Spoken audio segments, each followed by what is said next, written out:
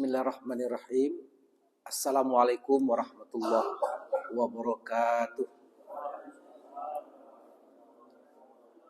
Alhamdulillahi wa kafa, wassalatu wassalamu ala rasulillahil mustafa wa ala alihi wa sahbihi wa man wafa amma ba'du. Bapak Ibu kaum muslimin sekalian, mari kita awali majelis ilmu ini dengan membaca basmalah. Bismillahirrahmanirrahim. Bapak Ibu sekalian, menjelang masuk waktu sholat suruk, sekitar 1 jam mata pelajaran ini. Dan jumlah kita ini kan saya tengok cuma satu lokal nih. Cuma satu kelas. Dan ini adalah jemaah rutin nih. Jemaah tetap. Yang lain-lainnya nampaknya sudah KO nih. Ya. Saya perkenalkan diri. Nama saya Erman Gani. Saya tinggal di Panam. Pak Apa Ana. Datang M. Panam. Dekat dengan kampus UIN Sultan Syarif Qasim Riau. Kalau pagi ke sini enak Pak. Tapi kalau ceramah maghrib memang angkat tangan kita depannya kalau ke sini. Sampai cuman mau lagi ke Bangkinang lagi daripada ke sini. Bapak Ibu, saya sehari-hari dosen di Fakultas Syariah dan Hukum pada prodi HKI, Hukum Keluarga Islam. Jadi ada satu prodi yang khusus untuk membahas seputar hukum keluarga dalam Islam. Jadi ada hukum keluarga Islam di S1, ada hukum keluarga Islam S2, ada hukum keluarga Islam S3. Apa saja pembahasan dalam hukum keluarga Islam itu?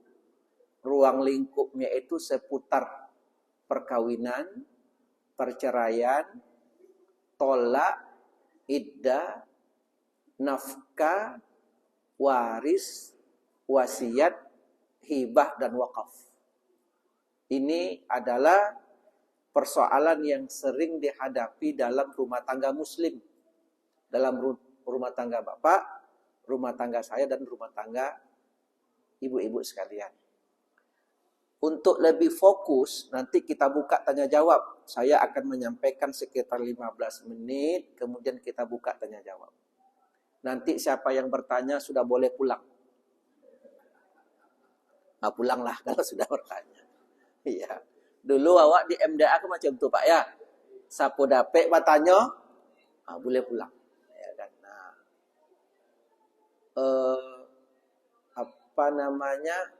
apa topik yang jadi pembahasan kita? Yang menjadi pembahasan kita adalah sebab berpindahnya harta orang tua kepada anak. Sebab-sebab berpindahnya harta orang tua kepada anak. Jadi ibu-ibu, ini penting ini. Harta dalam rumah tangga itu sering memicu konflik. Tidak boleh harta yang kita miliki ini berpindah ke anak atau berpindah ke saudara tanpa ada sebab yang dibenarkan. Dan terkadang itu memicu masalah. Dan kadang-kadang dari orang tua tuh datang masalah. Apa contoh tuh Ustadz, kok kami pula yang bermasalah? Contoh, dan ini real. Adalah orang tua tinggal di Pekanbaru. Adalah anaknya di Padang, di Jambi, di Dumai. Pulang anak dari Jambi sampai Pekanbaru. 2 hari di Pekanbaru. Dibelikanlah baju koko ayahnya, dibelikanlah sarung, dibelikan kopiah, dibelikanlah pakaian dalam, senang hati ayah 2 hari. Sudah 2 hari, ya saya balik ke Jambi. Yalah, saking senangnya hati ya. Nak, ado tanah ayah di Rimbo Panjang 50 kali 50. Kalau mati ayah besok nak, tanah itu untuk engkau. Itu anak dari Jambi. Pulang anak dari Dumai. Pas sampai di Pekanbaru, dibelikannya ayahnya buah, diisi kulkas, dibeli beras, dibeli segala macam. Senang hati ayah. Ya, saya 2 hari di Pekanbaru, balik lagi ke Dumai. Banyaklah kerja di Dumai tertinggal. Iyalah nak. Karena hati ayah ini senang, keluar ucapan ayah. Nak, besok kalau ayah mati, ada tanah ayah di Rimbo Panjang 50 kali 50. Kalau nanti ayah mati untuk engkau. Lah berapa kali itu, Pak? Itu juga tanah. Ada enggak orang tua macam tuh? Coba angkat tangan siapa? Ke depan, berdiri depan di sini. Itu hati-hati, Pak. Pulang anak dari Padang. Macam tuh, jauh wasiat. Boleh apa tidak? Tidak boleh. Mati besok orang tuanya, itu anak konflik. Kato yang dari Jambi, Deyen yang punya. Kato yang dari Dumai, aku yang punya. Kato dari Padang, Aden yang punya. Siapa yang punya sekarang? Ulah ucapan yang salah. Disitulah pentingnya belajar hukum keluarga Islam. Terutama persoalan terkait dengan harta.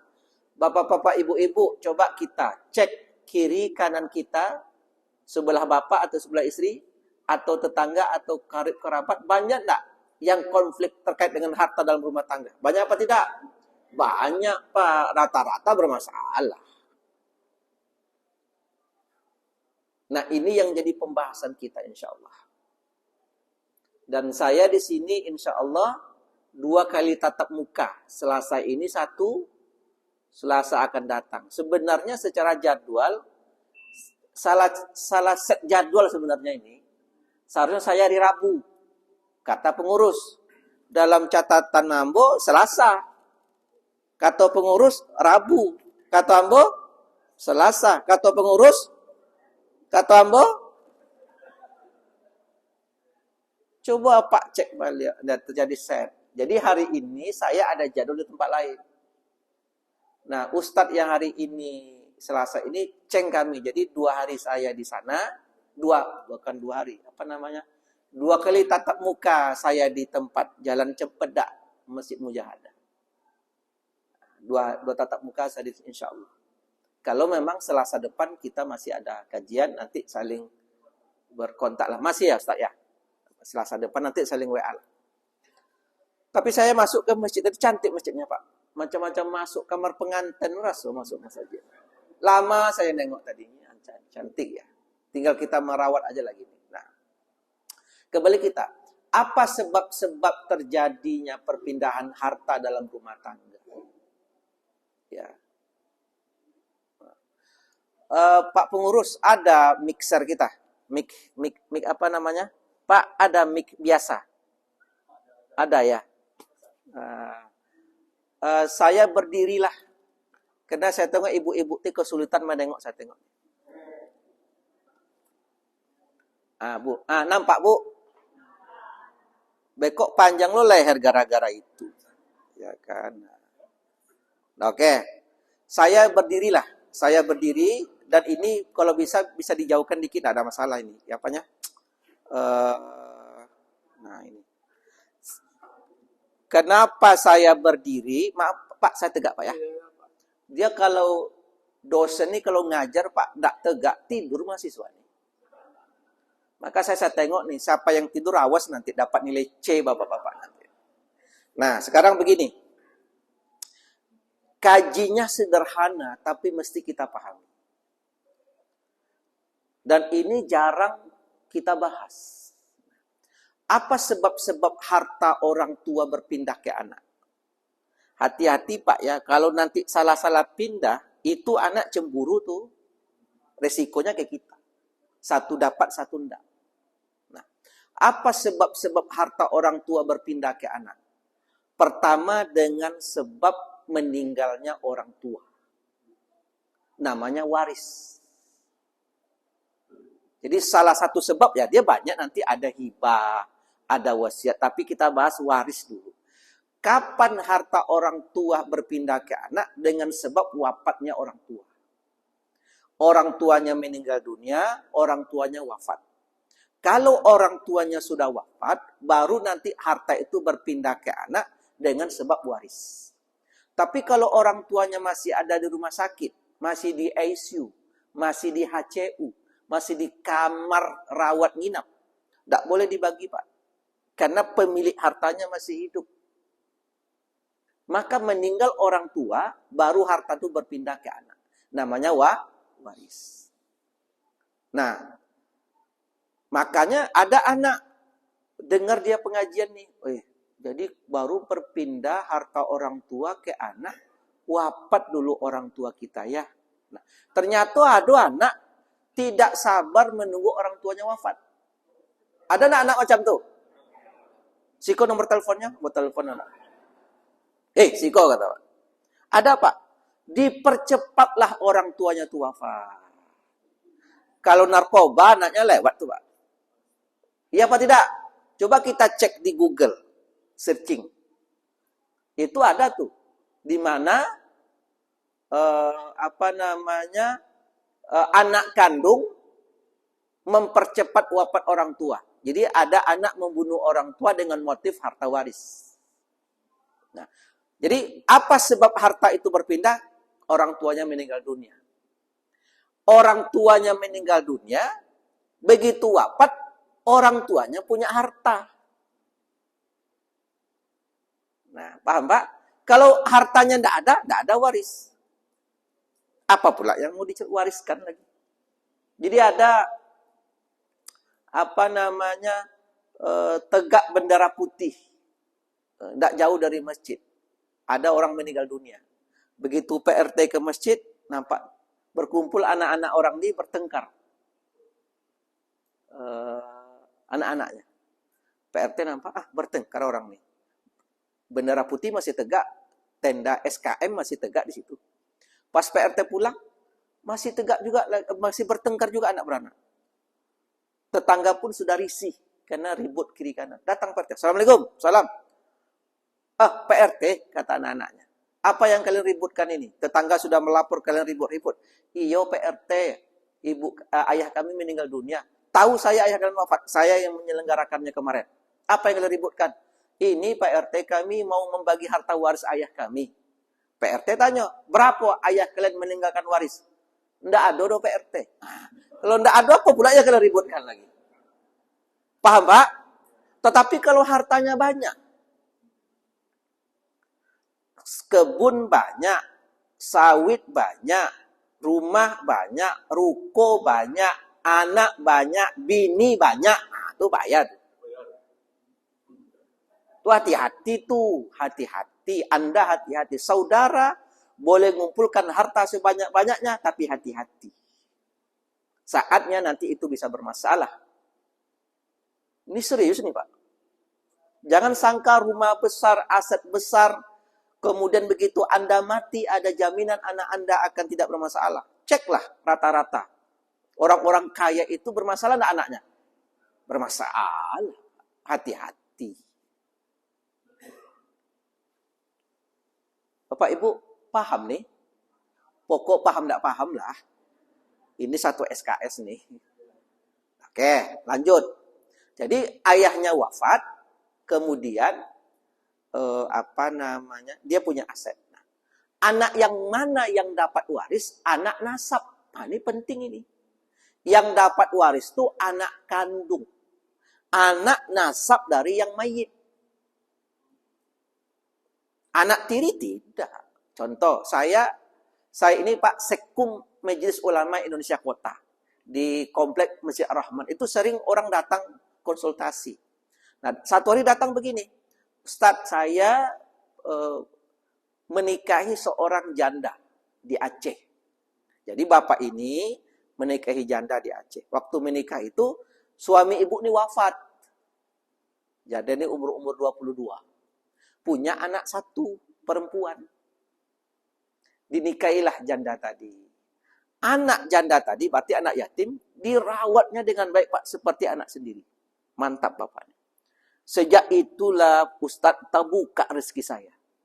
Jadi waktu menikahi janda nih, dan merawat anak yatim nih, terbukalah rezeki apa nih. Jadi apa kalau nak terbuka rezeki apa, tu cara nampak.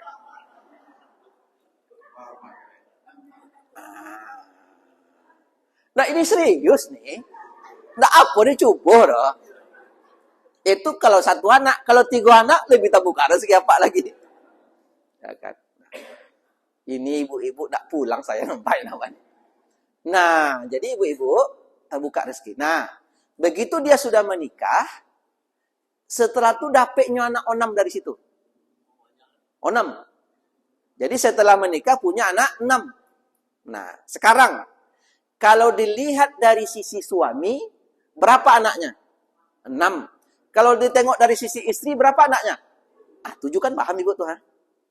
Maka kalau yang meninggal adalah bapak ini, dia punya harta, maka yang jadi ahli waris hanya 6. Paham? Kalau yang meninggal ibu nih, yang jadi ahli waris 7. Karena hitungannya nasab. Nah. Saya Erman, menikah dengan istri pertama, punya anak 2, cerai. Menikah dengan istri kedua, punya anak 2. Berpisah. Udah berapa anak saya? 4. Saya menikah lagi ketiga, dapat 2. Berapa anak saya? 6. Begitu saya meninggal dunia, nasab saya ini dapat semuanya. Meskipun saya ketika meninggal dengan istri ketiga. Tapi anak kandung dari istri pertama itu dapat jadi ahli waris. Paham Bapak Ibu? Karena hitungannya nasab. Dari manapun istri tidak ada masalah. Yang penting nasab seseorang.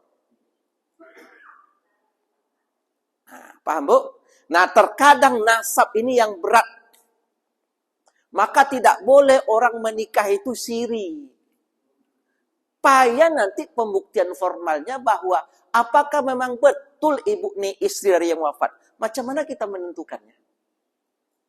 Banyak orang nikah siri, Pak. Coba angkat tangan. Togak sih kok diwawancarainya. Jangan main-main. Jangan asal menikah-menikah Anda. Di situ pula dilarang berzina. Karena kalau Anda berzina, punya anak, nanti susah nasabnya.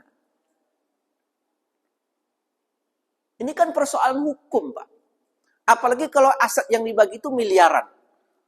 Awak aja yang tidak berpiti, Pak. Orang berkokok ayam pagi 100 juta masuk rekeningnya. Betul apa enggak? Kita aja berkokok ayam pagi 100 juta, 100 ribu gaji kita. Potong julo-julo. Potong utang koperasi. Tinggal 60. Iya apa enggak? Hati-hati Anda yang punya aset banyak. Ya. Nah, Bapak Ibu sekalian yang dimuliakan Allah Subhanahu wa taala. Saya pernah dimintai untuk menyelesaikan satu kasus. Jadi, telepon pengurus masjid, "Ustadz bisa bantu warga kami." Apa tuh Pak? Pembagian tentang waris. Iyalah. Jam berapa? Ba'da Isya. Sekarang saya tak mau malam lagi. Ini pasti larut pulangnya. Saya mau kalau iya siang.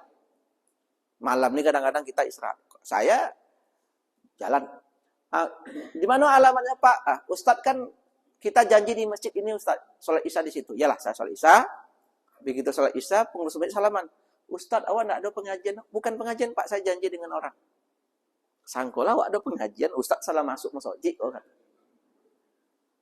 Ya kan? Enggak Pak saya. Nah, ketemu Ustadz saya yang iyalah, pergilah. Tak jauh dari masjid itu. Ustadz letak kalau mobil Ustadz di masjid ko, awak pakai Honda aja lah ke situ. Ya kan? Iyalah, pakai Honda ke situ. Begitu saya datang, Pak, orang sudah ramai. Di luar banyak sepeda motor. Apa nih cerita gerangan terjadi?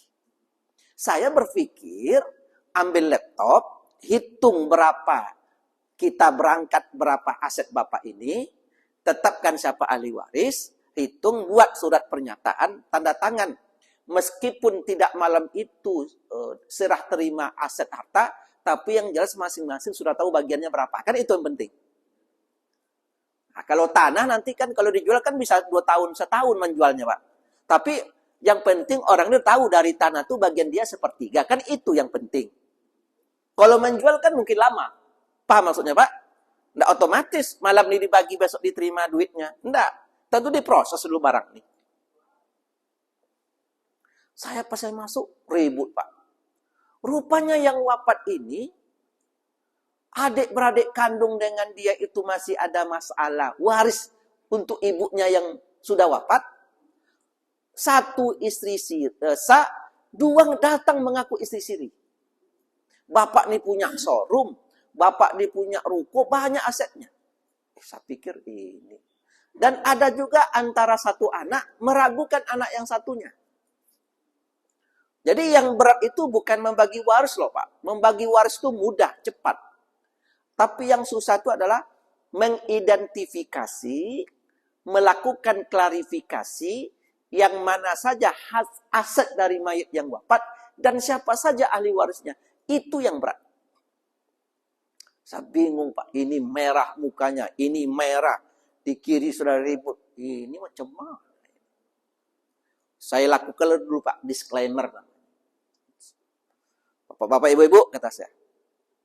Sekarang yang boleh duduk dalam rumah ini yang punya kepentingan. Sekarang saya tanya, Mandiang ini berapa orang adik-beradik kandung? 4, Pak. Mana yang 4 tuh? 1. Bapak duduk sini. Kejam saya lagi, Pak. Kalau tidak mau saya pulang, apa pula urusan saya? 2 mana? Nih. 3 mana? Nih. 1 lagi perempuan Ustaz. Di mananya? Di dapur. Buat kopi. Panggil. Tidak usah buat kopi. Tidak enak kopi. Kita ribut-ribut kayak gini. Duduk berempat. Ini siapa yang di sebelah kanan saya? Ada laki-laki, Pak. Besar badannya. Muka merah. Cap imau aja, Pak. Nak menangkap orang aja nampaknya. Kamu siapa? Anak dari salah satu ini, Ustaz. Karena ada ayahmu, kamu keluar. Diam aja, Pak. Ontok aja. Macam ada khatib menyuruh jamaah rapikan saf, maju ke depan. Kan diam aja jamaah ini kan. Sakit hati awak dibuatnya. Bapak maju ke depan. Bapak yang bersandar tuh maju ke depan. Dengar apa enggak? Harus gitu saya, Pak. Kalau enggak ada jemaah ini, apa kata dia aja di masjid. Kamu bisa keluar apa enggak? Kata saya. Kalau enggak kamu keluar, saya yang keluar. Untung berangkat nih, Pak. Kalau enggak, Pak, gawat. Badannya besar. Keluar dia. Nih, ibu yang berdua nih siapa? Ibu siapa, ibu? Awak tetangganya, Ustaz. Tetangga ikut pun di dalam. Ibu keluar, kata saya. Awak tahu cerita Mandiang, Pak? Enggak ada tahu-tahu. Keluar. Maka yang dalam berkepentingan. Baru bisa dimulai. Pengurus masjid pun, Pak, colek pinggang saya. Ustaz, apa, Pak? Tolong tanyong ke bini Ustaz. Mandiang ini dulu aktif ke masjid. Dia berwasiat kalau mati ambo besok ada mobil Innova Filter di showroom itu akan dijadikan untuk ambulan masjid. Pengurus masjid pun ikut pula dia.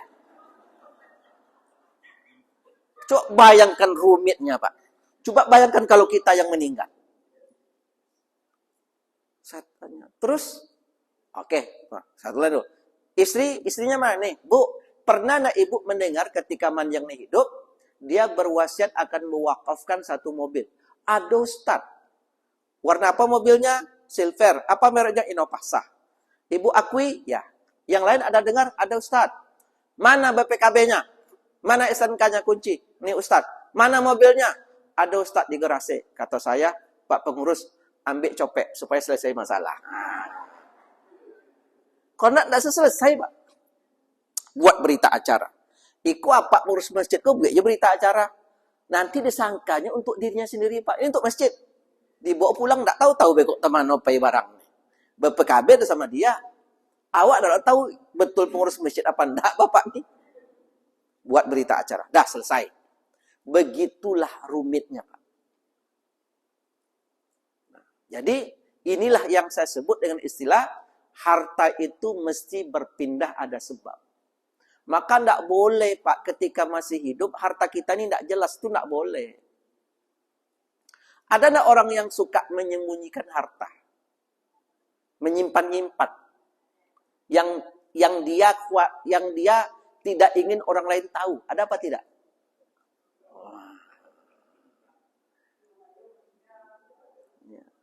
Itu resiko itu. Semakin banyak Anda menyimpan harta, itu semakin banyak beban yang akan kita terima. Maka kalau cari harta itu yang lurus-lurus saja, seukuran bisa menyekolahkan anak, kita bisa makan minum, bisa cukup lah. Iko harotola banyak, korupsi jole. Ini agak keras dikit. Ini saya ceramahkan di Pemprov, di Pemko. Saya tidak punya beban. Besok tidak di undang-undang, terserahlah. Tapi tugas saya selesai. Karena mati besok kita akan, bebannya itu berat. Ibu-ibu ada tidak menyembunyikan harta dari suami? Jawab, ada apa tidak? Ibu punya emas, punya duit, ibu simpan-simpan. Yang suami ibu tak tahu, ada apa tidak? Coba tegak siapa yang ada tuh? Berapa jumlahnya? Kenapa disimpan-simpan dari suami? Iko pak, kalau tahu suami pak, dipinjam tidak balik-balik lah, itu masalah. Itu hati-hati tuh. Ibu-ibu ini kan hebat dia pak. Waktu bayar julo-julo, tahu suaminya. Tunggu dulu. Copek itu sampai ke ujung ibu-ibu. Bang, julo-julo 5.000 sebulan pak. Bang, julo-julo.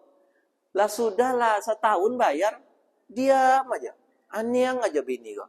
Apa ndak ada cerita julo-julo. Rupanya pak, alaman narimonya rupanya. Nah cukup, ini pengantar.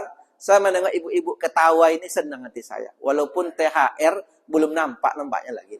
Tapi cukup ini memberikan pelajaran bagi kita begitu pentingnya hukum keluarga dalam Islam. Dan ini pasti kita hadapi pak ya. Sedikit banyaknya akan kita hadapi. Demikian cukup. Sekarang kita buka tanya jawab. Yang di kanan, yang di kiri, atau ibu-ibu di belakang. Dipersilakan kalau ada tanya. Silakan. Pertanyaan pertama. Kuatkan suaranya Pak. Yap. Kalau seorang laki-laki menikahi, misalnya nikah siri itu kan sah secara agama. Ya, cuma tidak ada dokumen negara. Ya. Dan ada yang menikahkannya, ada tanda tangan dari wali nikah tapi tidak dokumen negara. Apakah itu kan sah anak ayahnya? Apakah itu tidak dibenarkan? Tapi hukum agamanya sah dan anak siri tidak dapat terhitung sebagai nasab penerima waris. Ya. Terima kasih Pak. Kita ini ada di Indonesia. Negara kita ini bentuknya republik. Kita mesti tunduk pada undang-undang yang dalam kepala undang-undang itu akan berbunyi berdasarkan kesepakatan Presiden dan DPR RI. Itu namanya undang-undang. Di undang-undang kita nomor 1 tahun 74, undang-undang tentang perkawinan. Nah, ini. Situ disebutkan ada 2 unsur perkawinan di Indonesia. Pertama, memenuhi unsur sah. Kedua, mesti tercatat. Sah itu ada calon mempelai laki-laki, ada calon mempelai perempuan, ada wali, 2 orang saksi, ijab kabul. Sah apa tidak? Sah. Di samping dia sah, dia mesti tercatat oleh negara. Apa gunanya tercatat? Supaya ada bukti formil kependudukan. Supaya memastikan orang ini nikahnya tidak mahram, tidak kawin senasab. Kemudian memastikan orang ini nikahnya itu sesuai dengan prosedur. Boleh jadi kan, ada orang nikah siri karena dia masih status istri orang. Paham Bu? Jadi ada perempuan lah 2 tahun ditinggalkan oleh suaminya. Jadi nyo pernah nikah, ada suek nikah, 2 tahun ditinggalkan oleh suaminya. Ketika sudah 2 tahun ditinggalkan oleh suaminya, dia merasa sudah bercerai. 3 sebab orang bercerai. Sebenarnya ini nanti menariknya tentang hukum perkawinan ya. Pertama, orang itu bercerai kalau penjatuhan tolak oleh suaminya. Suami ibu pernah menjatuhkan tolak? Tidak. Yang kedua, putusan pengadilan. Suami ibu pernah mengajukan gugatan ke pengadilan? Tidak. Yang ketiga, suami ibu sudah wafat? Anggap wafat lah Ustaz. Kan gitu kadang-kadang tuh. Kalau tiga ini tidak ada Pak, ini ibu masih suaminya yang sah, walaupun 2 tahun ditinggalkan. Nah, terkadang ibu ini tidak ingin ribet, dia ingin nikah dengan laki-laki lain. Kalau nikahnya sah di kantor KUA, otomatis akan terdeteksi. Maka nikah sirilah dia. Pak, betul nanti dianggap sah. Tapi bagaimana kita menelusuri sahnya atau tidak? Pak, maksud saya Bu? Tidak bisa Pak. Harus dicatatkan resmi. Memang sah secara negara, tapi nanti akan muncul masalah. Kemudian saya di mana-mana menelusuri. Kalau ada orang menikahi perempuan, tapi dia tidak mau resmi, pasti ada sesuatu yang ia sembunyikan. Iya apa tidak? Jawab. Boleh sonang hati penceramah gue seketek. Pasti ada sesuatu yang disembunyikan. Pasti ada. Nggak ada disembunyikan Pak. Saya menikah tulus, adik apa? Anak apa ambo nikah tulus Pak. Ambo ini ingin cinta. Ayo kita uji. Kalau Anda cintanya tulus, ayo kita daftarkan ke KUA. Nggak usah daftarkan lah Pak.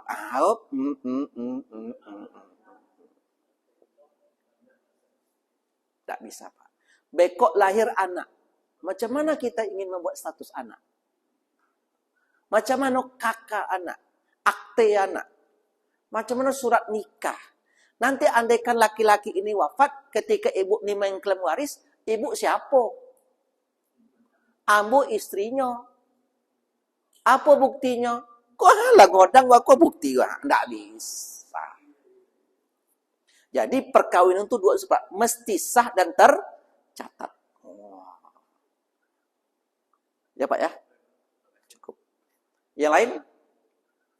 Apa lah boleh pulang Pak? Pak silakan Pak.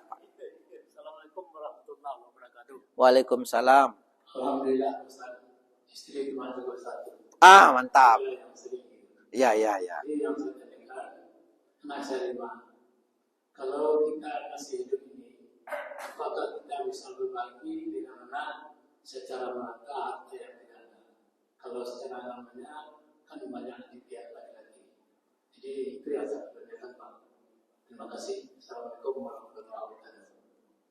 Bos Pak, jadi bolehkah ketika kita masih hidup kita membagi harta ke anak-anak? Jawabannya boleh. Dengan konsep hibah. Namanya hibah. Tapi hibah itu ada syarat Pak. Sebenarnya nanti kalau tatap muka kedua kita akan bahas tentang hibah. Apa bedanya hibah dengan waris? Apa nanti bedanya wasiat, hibah dan waris? Nah sekarang hibah. Bolehkah ketika kita hidup menghibahkan harta ke anak? Jawabannya boleh. Dengan syarat satu mesti adil. Kalau satu anak dapet, yang lain mesti dapet. Paham Pak? Walaupun kakaknya lah menikah, yang satu masih SD, mesti jumlahnya sama walaupun dia masih SD. Paham Pak ya? Nah, syarat kedua, bapak mesti serahkan sekarang. Kalau dia berbentuk tanah, langsung balik nama. Kalau berbentuk ruko, langsung IMB balik nama. Itu namanya hibah. Hibah itu secara perpindahan aset sama kayak jual beli. Pindah langsung. Nah, kalau nanti bapak mengatakan, kau nanti untuk kau nanti untuk kau nanti untuk engkau, ini untuk kamu. Tapi nanti, asetnya masih apa yang pegang? Itu tidak hibah namanya tuh. Itu hanya icak-icak aja namanya tuh. Paham Pak? Dan ini jangan coba-coba. Pak, saya pesankan sama Bapak Ibu, jangan terperangkap oleh ucapan kita sendiri. Ya. Itu sama kita, awak yang punya, awak yang memiliki, kita terperangkap. Nah, ada risiko. Kalau apa Sobi? Kau untuk engkau. Kau untuk engkau. Ini untuk engkau. Ini untuk engkau. Tapi belum Bapak serahkan. Ternyata anak merekam. Pap. Oh, tanah itu untuk awak. Bacitonya jo bininya. Tadi ayah bercerita, dek, iko untuk awak besok. Nah, oke. Kita nih Pak, pemilik harta, ternyata awak butuh keperluan. Cek ke awal bros, iko operasi Pak. Kata dokter, anca apa ke Melaka Pak. Melaka iko bagus. Ditanyalah kawan yang pernah ke Melaka, 1,20 juta store ke rumah sakit. Awak tinggal situ observasi selama 15 hari, habis duit 30 juta. Butuh duit 150. Ternyata ada satu aset yang copek dijual. Paham? Awak juallah aset tadi untuk berobat ke Melaka. Ternyata kita pernah berucap, kalau tanah ini untuk anak yang nomor 2. Paham? Lukalah hati anak. Macam mana ayah kok? Patang katanya untuk awak. Kinilah awak jual pulau. Paham maksudnya Pak? Mulailah hari rayanya datang ke rumah awak. Hati-hati. Jadi jangan kita terperangkap dengan ucapan kita sendiri. Selagi kita hidup, harta ini kita yang punya. Toh nanti kalau kita wafat, juga mereka yang punya.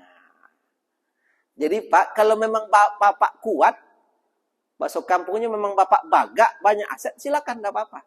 Tapi berani apa enggak? Oh. Ya Pak ya. Kalau awak serahkan aset ke anak, kalau ambil balik bisa apa enggak? Kira-kira anak kita mau apa enggak? Tengok anak dulu tuh Pak yang mau tuh. Saya pernah ketemu satu jemaah. Pas keluar, Ustaz dipegangnya tangan aku. Ustaz, tenang hati ambo gini, Ustaz. Tenang. Apa tenang nih Pak? Alhamdulillah kalau tenang. Ustaz. Sejak ikut pengajian Ustaz tenang. Apa tuh? Seluruh harta yang saya punya Ustaz sudah saya hibahkan semuanya. Ada sekitar PM Ustaz, tulang clear semuanya. Pindah semuanya. Jadi kalau mati ambo bisa Ustaz, tenanglah boleh. Saya tanya, apa bila mati? Macam mana Ustaz nih tanya saya mati nih? Enggak, maksud saya begini Pak. Kalau seluruh aset sudah Bapak serahkan ke anak, berarti kan Bapak nol gitu kan? Ya kan? Ya. Kalau 5 tahun lagi Bapak hidup, Bapak ingin menikah lagi, mana aset Bapak, modal Bapak? Apa nak berimpak berwakaf, mana aset apa? Apa nak berubek ke Bukit Tinggi, mana aset apa? Jangan berharap dengan anak akan ibu hati awak. Bapak-bapak saya pesankan, tegaklah di kaki sendiri, berwibawalah dengan harta yang kita punya. Nak, kalian antar ayah berobat ke Bukit Tinggi. Tugas kalian mengantar saja. Minyak, mobil, berobat, makan. Piti ayah. Berwibawa kita. Tapi kalau, nak, bisa kalian antar ayah berobat ke Bukit Tinggi. Anak tahu ongkos apa ya, kami sibuk. Ibu nak tahu Pak? Ini agak keras pengajian pagi ini. Bapak mesti tegak di kaki sendiri. Sesayang-sayangnya anak ke kita, dia punya keterbatasan. Betul apa enggak? Awak suruh berubek jam 2, jam berapanya tiba? Kita bukan mengecilkan anak, tidak. Saya tidak meragukan anak bapak, anak-anak soleh-soleha. Tidak saya ragukan. Cuman hati-hati Pak, Bu. Sayang kita ke anak tidak akan sama sayang anak ke kita. Itu berbeda. Akhirnya, ujung-ujungnya kita hanya tinggal berdua suami istri. Betul apa enggak? Dan anak ini kalau banyak pitinya, inyo ndak jauh dari awak, ndak berumah seorangnya. Paham Bapak cerita saya ini? Tapi kalau inyo ekonominya masih lemah, Nyo akan masih bergabung dengan kita. Itu karakter anak. Ini kan tidak ada anak di sini ya, tidak apa-apa ya. Kita anggap curhat orang tua sama orang tua lah. Kita mesti tegak loh Pak, di kaki kita sendiri. Nah, nampaknya ayah poning-poning kok. Iko ATM ayah isinya 100 juta ya. Nanti kalau poning ayah, tolong larikan ayah ke rumah sakit. Kok duit ATM-nya Iko? Boys. Tapi duit enggak ada. Semua diserahkan. Anak-anak ompek, semuanya serba urusan sendiri-sendiri. Nak, kalau poning ayah bawa ayah ke rumah sakit ya. Ya. Tapi lama berpikir. Bu, paham cerita saya nih? Ini penting loh Bapak Ibu sekalian. Artinya, jangan kita terperangkap oleh ucapan kita sendiri. Ya, kan kita sendiri yang membuat kita payah jadinya. Karena ingin memperturutkan sayang, akhirnya kita menjadi susah. Wallahu a'lam bishawab. Jadi Bapak kalau ingin silakan Pak, ada masalah. Tapi jumlahnya masih sama ya, adil. Silakan yang lain cukup? Sebentar Kak, Pak. Karena tadi itu kita kan sudah kumpulkan anak-anak. Ya. Kalau bukan sudah kita bikinkan surat hibahnya. Ya. Itu dibikin catatan berlaku setelah bapak dan mama meninggal. Kan ini terikat dan juga tidak juga akan kita pokoknya kita gunakan untuk. Nah, nanti kalau ada kalimat ini berlaku untuk kalian setelah ayah wafat. Apakah ada jaminan aset itu nanti akan utuh saat kita wafat? Kalau dia terbakar gimana? Kalau kita sudah wafat, terus ada anak yang tidak merasa adil dengan aset. Paham? Maka kalau kita sudah wafat, berlaku hukum waris. Kesepakatan tadi bisa batal. Karena kesepakatan orang per orang itu tidak boleh bertentangan dengan hukum yang lebih tinggi. Saran saya tidak seperti itu. Kalau Bapak mau juga, kalau ingin diserahkan, serahkan sekarang. Kalau tidak ingin serahkan sekarang, ya sudah. Saya pernah diundang oleh orang tua ke rumah dia. Ustadz, Iko Harotuambo Ustadz. Ada di Tanjung Pinang, ada Pekanbaru, ada Natuna. Bapak tuh dulu PNS vertikal, jadinya pindah-pindah. Ini istri, ini anak-anak. Andaikan saya mati besok Ustadz, seperti apa pembagian anak-anak? Wah. Dibuatnya semacam simulasi, Pak. Jadi saran saya ke Bapak, ya kalau ini kan soalnya kan perdata ya. Perdata itu kan sesuai dengan keinginan kita. Tapi saran saya, yang seperti itu sebaiknya dihindari. Karena anak-anak kita ini Pak, beda dengan cara Bapak dulu. Anak kita ini konsumtifnya tinggi. Beda dengan Bapak. Bapak-bapak ini, ibu-ibu kalau nak buat bakso, awak buat surang, payah awak ke pasar belanja. Anak kini kalau nak makan bakso, baboli bakso orang lo ngantar ke rumah. Betul apa enggak? Tinggi Pak. Sehingga kalau dia kesulitan ekonomi, dia akan searching aset. Jadi saya sarankan, ya sudah, kalau nanti ayah wafat, maka terjadi waris, kemudian mano yang tinggal saat ayah wafat, itulah untuk kalian. Itu saran saya. Wallahu a'lam bishawab. Pak, silakan Pak. Assalamualaikum. Tadi sudah disampaikan masalah nikah siri ya Pak? Nikah siri. Apa bedanya dengan kawin kontrak? Apa beda dengan kawin kontrak? Sekarang kan sudah banyak di daerah Jawa, banyak terjadi kawin kontrak yang mungkin 3 bulan, kemudian keturun-turun ada, tapi mirip dengan satu orang negara lain. Itu gimana? Nah begini Pak. Nah, Pak, coba ini penting ini. Kalau awak akad nikah, siapa yang ada waktu akad nikah tuh? Pertama, calon suami. Kedua, siapa lagi? Wali. Wali kan?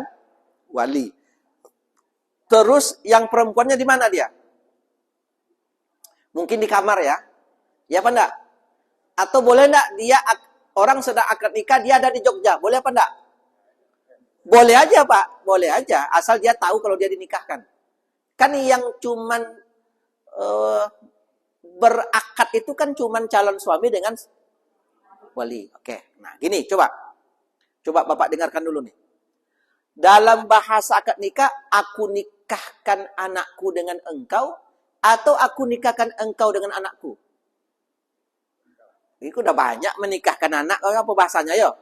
Aku nikahkan engkau dengan anakku, atau aku nikahkan anakku dengan engkau. Nah, lupa apa tuh? Jadi aku nikahkan engkau dengan anakku. Nah, hati-hati. Coba simak. Aku nikahkan engkau dengan anak kandungku dengan mas kawin seperangkat alat salat tunai. Akad nikah itu tidak boleh membatasi waktu. Aku nikahkan engkau dengan anakku selama 1 tahun. Menyebut 1 tahun itu namanya kontrak. Itu haram. Aku nikahkan engkau dengan anakku selama 1 semester. Tidak boleh, Pak. Jadi tidak boleh dalam akad nikah itu ada waktu. Kalau ada waktu, kontrak namanya. Haram. Bahkan dalam akad nikah, aku nikahkan engkau dengan anak kandungku seumur hidup. Menyatakan seumur hidup juga haram, tidak boleh.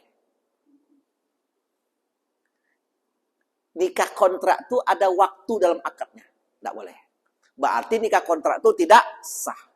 Kalaupun ada orang yang melakukan, bukan itu yang jadi pedoman kita. Paham, Pak? Ya, cukup. Mantap. Ibu silakan, Bu. Waalaikumsalam.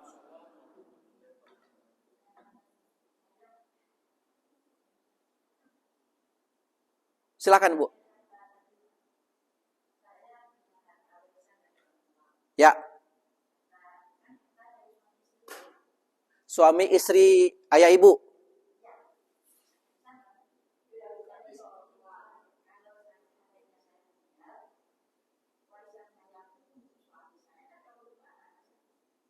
Ya, bagus. Mantap pertanyaannya. Jadi, sebenarnya nanti ada judul, subjudul yang kita lakukan 1 kali tatap muka. Judul itu adalah bentuk-bentuk harta dalam rumah tangga.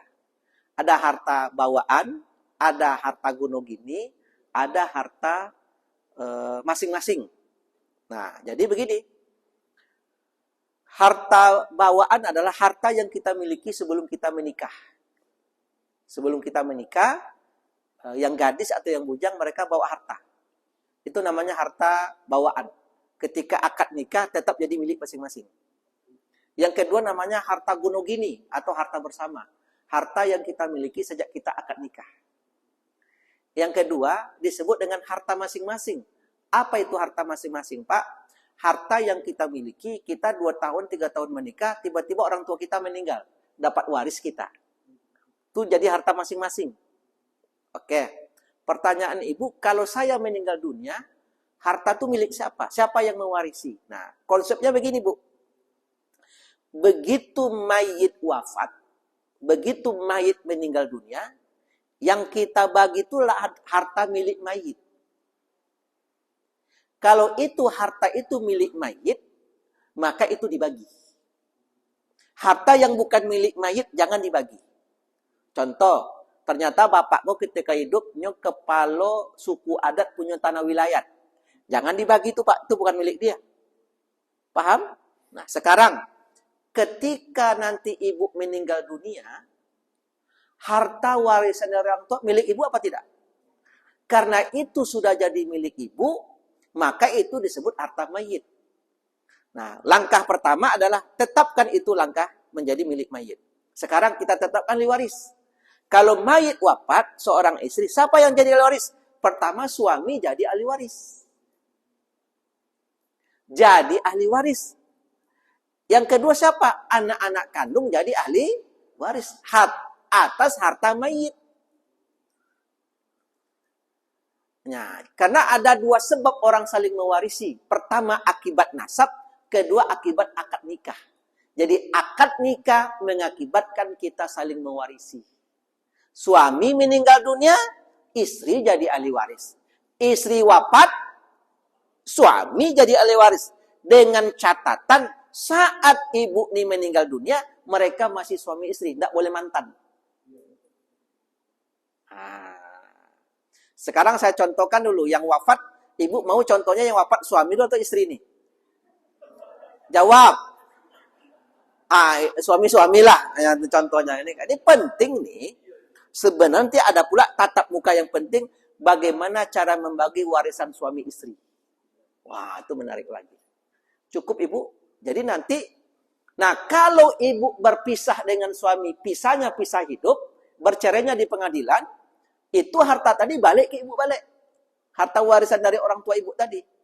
Tapi lantaran ibu meninggal dunia, suami dapat, tapi porsi sebagai ahli waris. Karena akad nikah mengakibatkan kita saling mewarisi. Wah, gitu dia. Sudahlah Bapak Ibu, saya mau ke kampus nih. Orang mau apa sekarang? Cukup. Close, tidak ada lagi pertanyaan.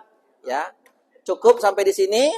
Insya Allah hari Selasa depan kita masih ada tatap muka satu kali lagi. Jangan sampai tidak hadir. Yang tidak hadir dianggap alpa. Nah, cukup demikian Bapak Ibu sekalian. Mudah-mudahan ini sebenarnya hanya pengantar ya. Kenapa ini jadi penting? Untuk membuka wawasan kita ternyata ada hukum keluarga Islam yang diatur. Kenapa ini mesti diatur? Supaya tidak terjadi konflik di internal keluarga besar kita. Demikian, wassalamualaikum warahmatullahi wabarakatuh.